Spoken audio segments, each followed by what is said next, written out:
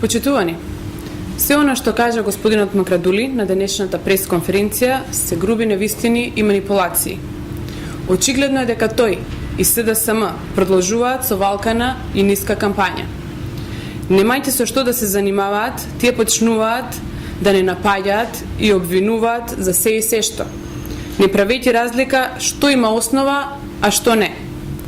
Впрочем, господинот Јани Макрадули е човек кој што многу пати е осудуван за клевета.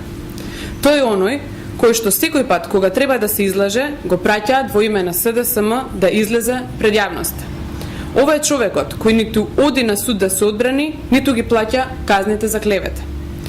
Го повикуваме, наместо да се занимава со банални теми за кои јавноста е прецизно информирана, да ни објасни како за едно пенкало се потрошени 5000 евра, за една папка 8000 евра или за едно лебедче 12.000 евра. Благодарам.